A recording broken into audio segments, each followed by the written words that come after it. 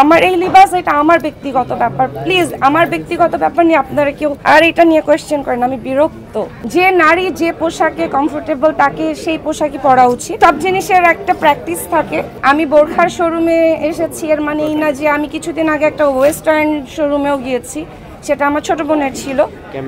আজকে আমরা বোরখার একটা শোরুমে আছি, কিন্তু আসলে ব্যাপারটা হচ্ছে যে নারী যে পোশাকে কমফোর্টেবল তাকে সেই পোশাকই পরা উচিত। আমার কাছে ভালো লাগছে।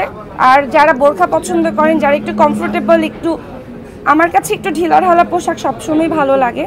সো আমি কেন যেন কমফোর্টেবল হয়ে গেছি, আমার ভালোই লাগে, আমার খারাপ লাগে না। সো আমি বলবো যে যারা মানে মেয়েরা আছে, নারীরা আছে, যার যা ইচ্ছা পড়েন, আপনাদের ইচ্ছা, আপনাদের কমফোর্ট জোন, আপনাদের ব্যক্তিগত ব্যাপার।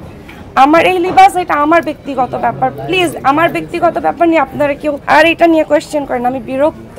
কতবার বলবো, আমি ওমরা থেকে আসার পর থেকে আমি একটু আগে রিদিকে বলতেছিলাম যে কোনো জিনিস যদি 40 দিন টানা মানে করা হয়, সেটা প্র্যাকটিস হয়ে যায়, এরপরে না সেটার মানে কমফোর্টেবলি হয়ে যায়, সেটার ইচ্ছাও করে না যে আচ্ছা ঠিক আছে এত মানুষের সামনে আমি যদি এখন মানে আগে যেভাবে আসতাম সেভাবে আমার আসতে ইচ্ছা হচ্ছে না এখন, এই জন্য আসতেছি না। বাট এটা আপনারা কিছু মানুষ আসলে এটাকে এমনভাবে দেখাচ্ছে, কেন পোট্রে করছে, আই হ্যাভ নো আইডিয়া।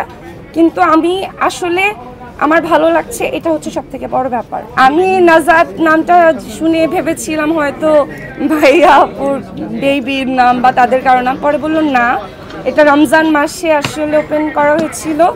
নারী দিবসে আপনারা ইতিমধ্যে হয়তো অনেকেই জানেন, আপনারা এসেছেনও, আপনারা জানেন যে আমি নারী উদ্যোক্তাদেরকে নিয়ে কাজ করছি। এবং নারী দিবসে আমরা যারা আমাদের যে টিম মেম্বার, আমরা একটা গেট টুগেদার মানে ইফতারের একটা প্ল্যান করছি। এবং সব নারীকে বলতে চাই, আসলে ঘরে বসে ওই গিবত করে কোনো লাভ নাই বা কোনো কিছু করে লাভ নাই। কাজ করেন, সেটা যে কোনো কাজ আপনি ঘরে বসে সেটা করতে চাইলে সেটাও করতে পারবেন, মানে কাজে কোনো বাধা নেই। খালি মস্তিষ্ক শয়তানের বাসা। তাই কোনো নারীর উচিত না চুপচাপ বসে থাকা, যে রান্নাবান্না করব, ঘর দেখব। রান্নাবান্না ঘর দেখাও একটা কাজ, কিন্তু তার পাশাপাশি যদি সেটাকে প্রফেশনও বানানো যায়, একটা প্রফেশন প্রত্যেকটা নারীর থাকা উচিত। আর যারা মানে মানে আমার মা হাউসওয়াইফ, আর হাউসওয়াইফ অনেক বড় একটা জব। যারা হাউসওয়াইফ তারা ওই জবটা প্রপার করেন, মানে অন্যের গিবত থেকে দূরে থাকেন। সবাইকে বলছি, এটা নারী পুরুষ সবার জন্য। আমরা আসলে নারীদেরকে নিয়ে কাজ করতে চাই, ভালো কিছু করতে চাই। আপনারা সবাই ভালোভাবে আমাদের পাশে থাকবেন, এটাই আশা করছি।